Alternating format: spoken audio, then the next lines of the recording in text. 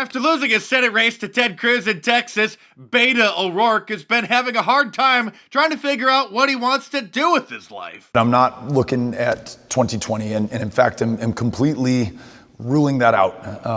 I will not be a candidate for president in 2020. Thanks. That's, I think, as definitive as those sentences get. Not going to do that. No matter what, win or lose, you're not going to run in 2020. Win or lose, I'm not running in 2020. Since people have asked, the answer is no. You didn't sidestep that. No. That was just a few months ago, but now he's found his new career path. Amy and I are happy to share with you that I'm running to serve you as the next president of the United States of America. We are truly now, more than ever, the last great hope of Earth. I do think that Make America Great Again is one of the best political slogans of all time. But I'm just not feeling the last great hope of planet Earth, Beta. Coinciding with his big announcement was a feature on the cover of Vanity Fair, where he's pictured standing on what looks to be his career path, a road to nowhere. If you look in the corner, you can see that he was accompanied by his dog, who looks terribly sad, like he's completely ashamed that his owner is such a loser. Let's not forget that Beta's biggest accomplishment is literally losing a Senate race to Ted Cruz. While Donald Trump's platform in 2016 was to make America great again by renegotiating the terrible trade deals previous presidents have gotten us into and undoing a bunch of unnecessary business regulations and building the wall, Beta wants to tear down the existing wall. Would you take the wall down now? Here. Yes. Like you have a wall. Absolutely. Knock it down. I'd take the wall down. And do you think if there's a referendum here in this city, that would pass? I do. Here's what we know.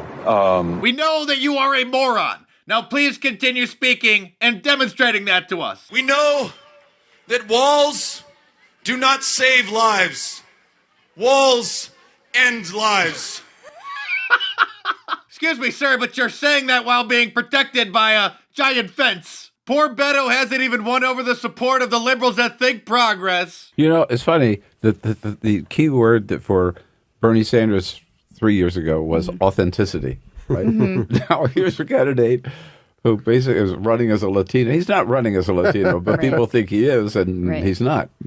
And so I just don't know what opposite. He exactly brings to this race. He's not even the only Texan in the race. You saw Julian Castro, an actual Latino, also from Texas. Looks like poor Beto didn't realize that one of the things liberals despise most, aside from straight, white, heterosexual Christian men, is cultural appropriation. Beto is, of course, an Irishman posing as a Latino, but he should have learned from Elizabeth Warren's mistake that sort of nonsense just doesn't work these days. En esta elección para el Congreso, tenemos una oportunidad para mejorar nuestra comunidad y cambiar la historia del Paso. Maybe Beta should move to Mexico since he likes speaking a foreign language so much, because in my country, MAGA country, we speak English. And speaking of MAGA country, what do you guys think of my new shirt? Somebody had to make one, so order yours from my online store at MarkDice.com or click the link in the description below. Like all of my shirts, you can get it in a t-shirt, long sleeve, and a hoodie, and a whole bunch of different colors as well. So head on over to MarkDice.com or click the link in the description below